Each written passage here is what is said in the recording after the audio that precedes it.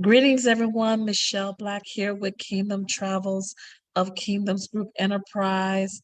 Listen, I am excited to be able to give you these wonderful and important travel tips, for we all know that traveling season for the summer is right around the corner, and I want to make sure that y'all are much prepared. I was able to travel for the first time via airplane internationally, so it was wonderful to be able to experience what I always research and what I always customize and plan for my clients. So let's go ahead and get started. Get out your pen and paper. I made my notes. Y'all may see me look up because I have my list in front of me, but it's not going to take long. And this video is not going to be long as well. All right. So travel tip number one.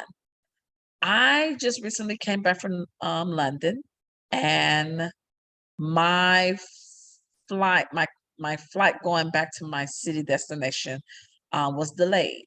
And then I transferred to another flight that would have got me there with a layover, but then that ended up being canceled. So I had to call back the airlines and have them to switch me back to my original flight.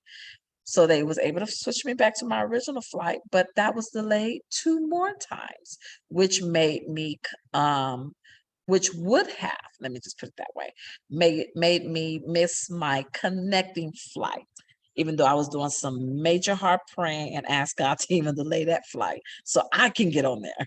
And he did. But anywho, so my first travel tip to you is pay the extra money and do nonstop flights. And the reason, and I say that because the reason why my original flight was delayed literally 3 times and that other flight was canceled, the airline worker, that they called him down because they knew that everybody was going to start acting crazy. The airline workers said that it was canceled due to legality of pilots. In other words, pilot shortage. And there even had been a few crew shortages.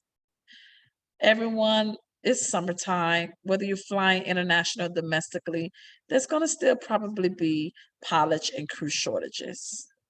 And I just want to make sure that you get to your destination on time. So one, fly nonstop, which leads me into the next travel tip. Fly in the AM. Get on the first plane smoking. Yes, I'm not a morning person. As you can see, it's 4 a.m. right now. I am recording all my content because this is the only time I am not distracted. But if there was a 5:30, 6 o'clock, 7 o'clock, 8 o'clock, 9 o'clock a.m. flight, I will be on it. Why? Because all the pilots like all the morning flights and they can finish early.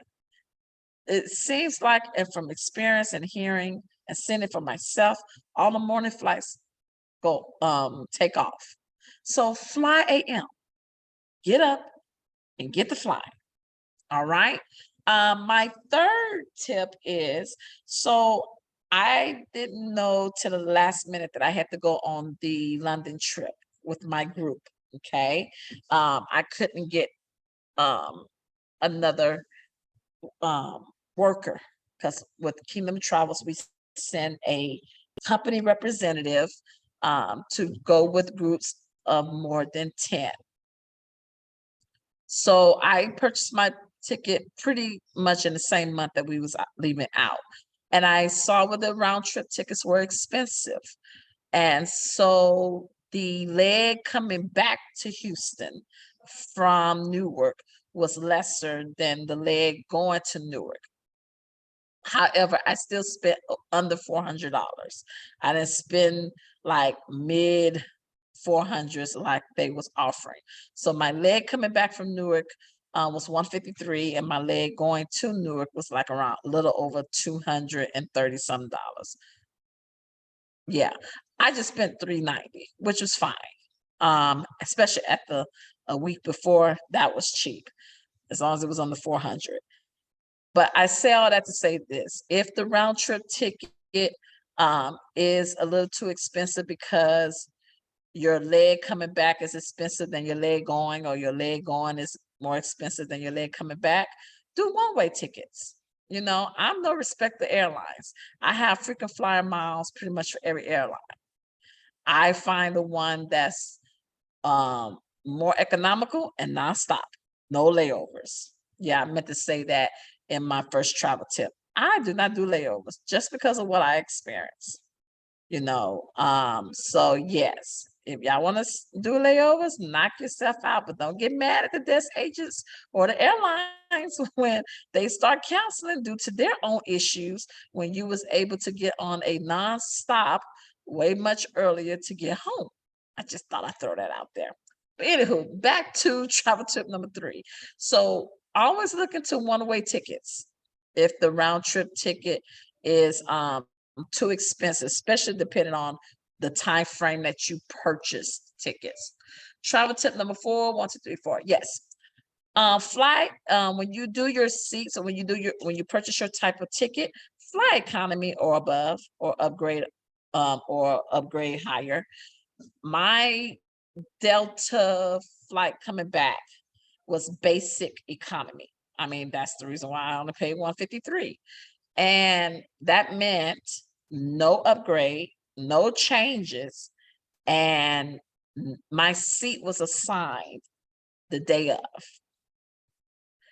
I didn't like it, but hey, it is what I had to take at the time. It was a last minute purchase. So I would definitely recommend, if you don't want to have any type of restrictions, especially with the basic, because I think I was supposed to check in my carry-on, because you're not allowed to bring on a carry-on with this airline. Yeah, I brought on my carry-on. Anywho, yeah, wasn't doing that. I wasn't paying all those baggage fees, which brings me to my next travel tip. But right now, if you can, don't do basic economy. Don't do the seats with the restrictions, because trust me, they are some restrictions that can hurt. Because I actually was trying to get on an earlier Delta flight, and I forgot that I purchased a basic economy ticket. So when the desk agent told me my ticket was basic economy and that I couldn't do any changes or try to get on another flight, yeah, I could have kicked myself at that moment. So, which leads me to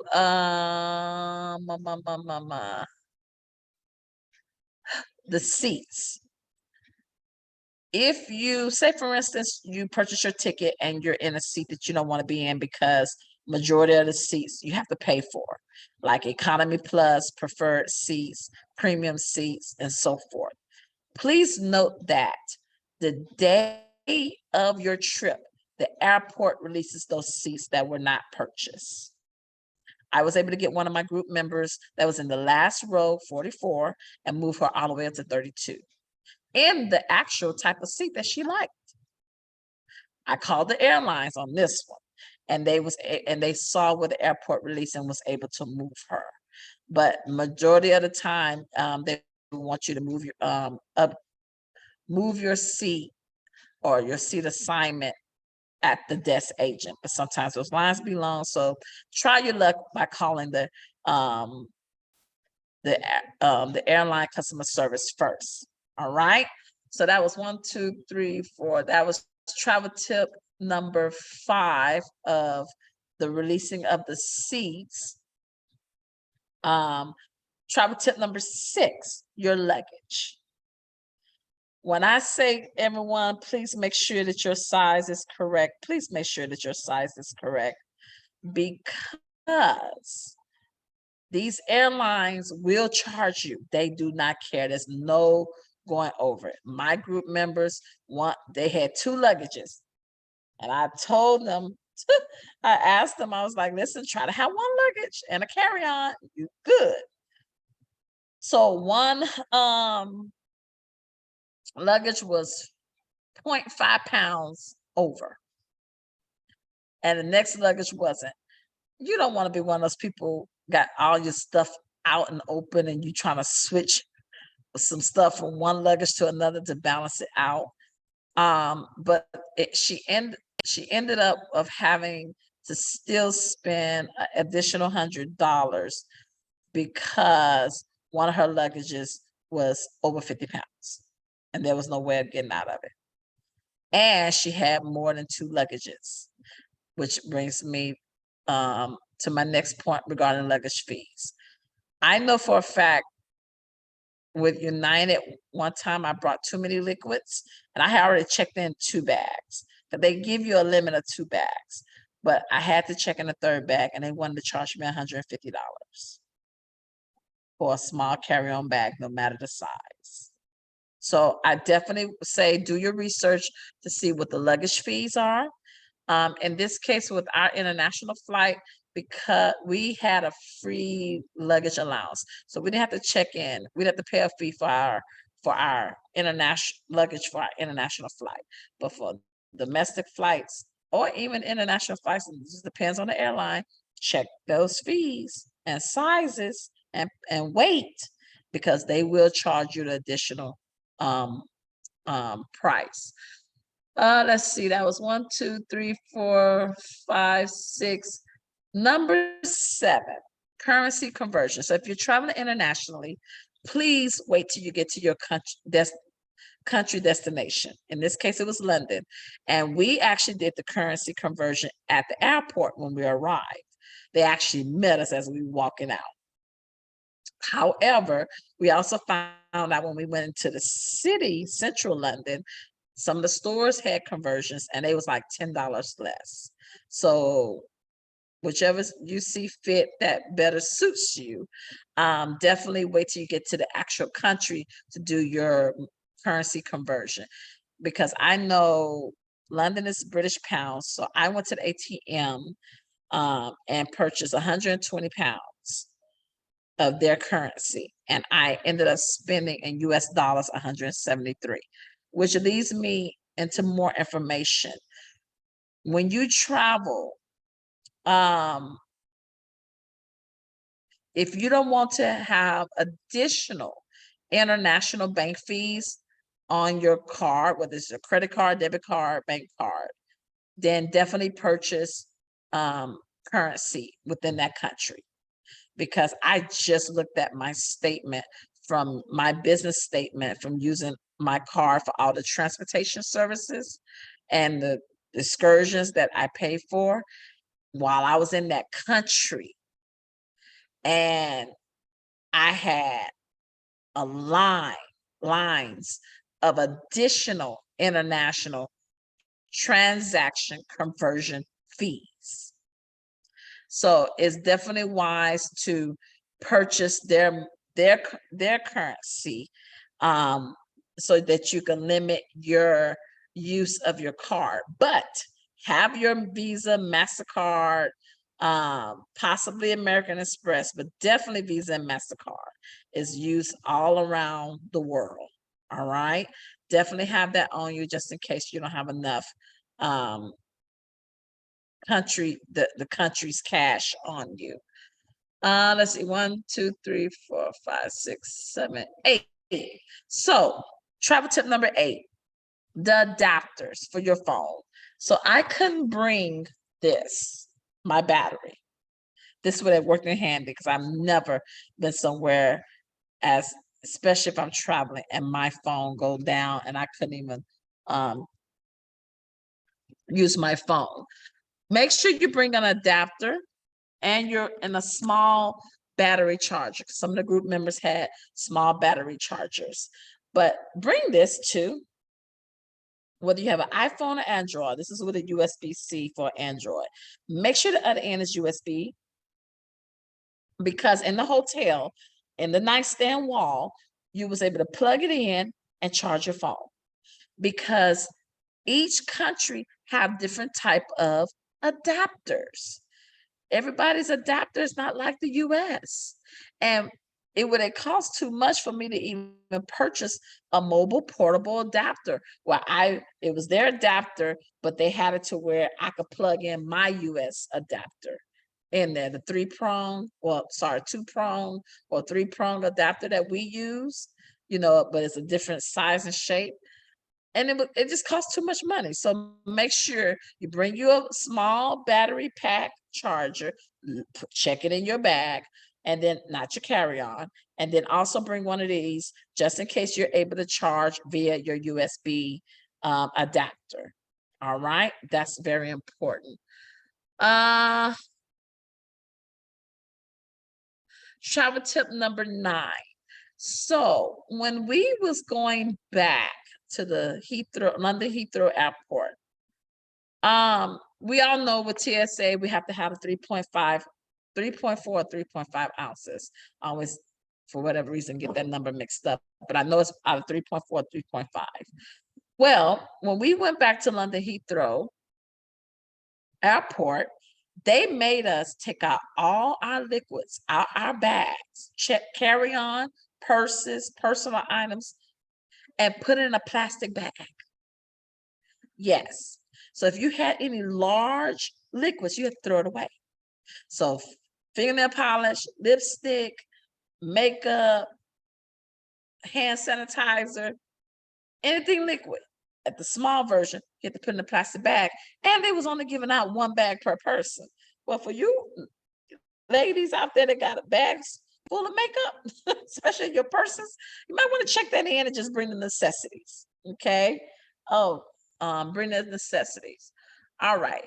Travel tip number 10. So 10 and 11. I used Clear. I've signed up with Clear. Clear gets you in front of the line. The regular TSA line and the regular TSA Pre-Check line.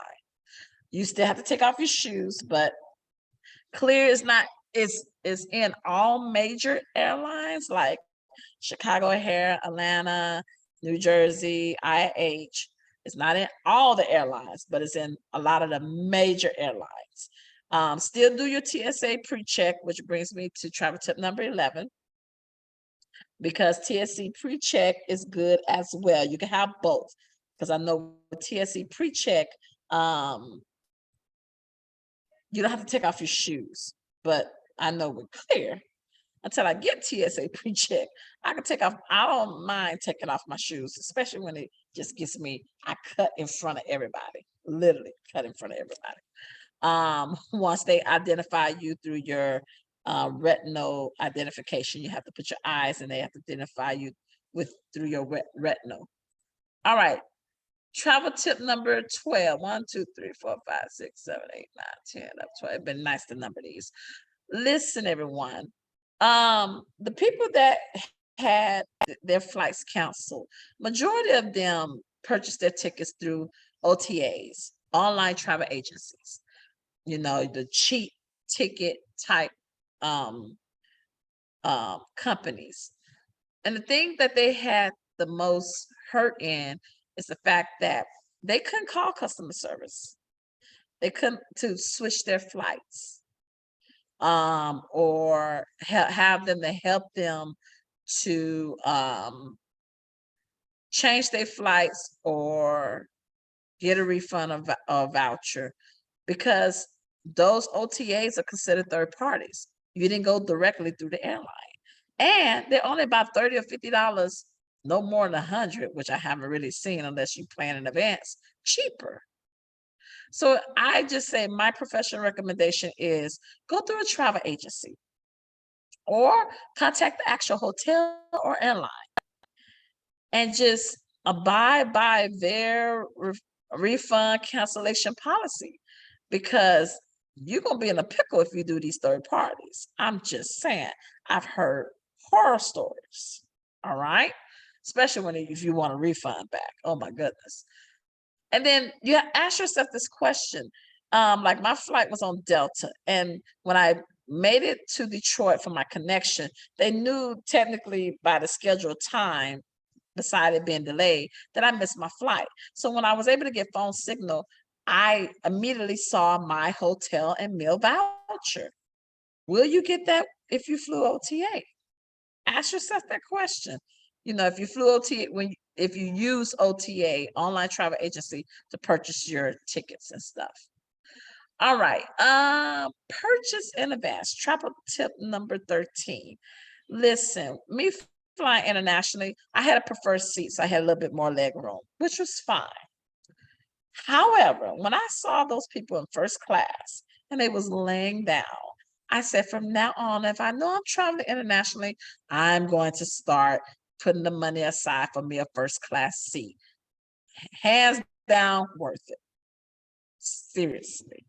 By the time I got off that flight, my legs, my feet were swollen and so forth. So hands down, worth paying for a first class seat if you're flying internationally.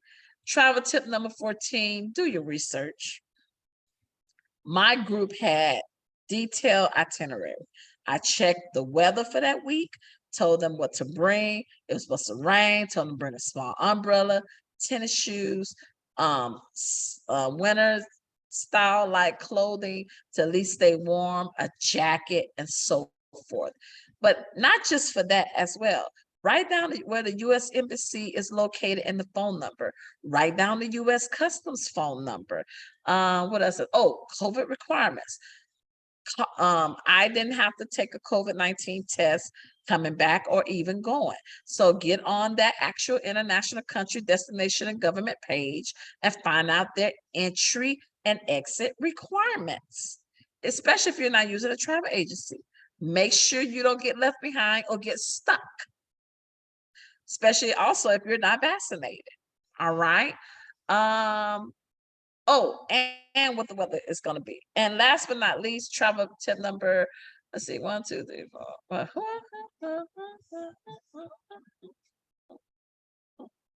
Travel tip number 15. Use a travel agency. Come on, guys. Listen, I'll just put it this way.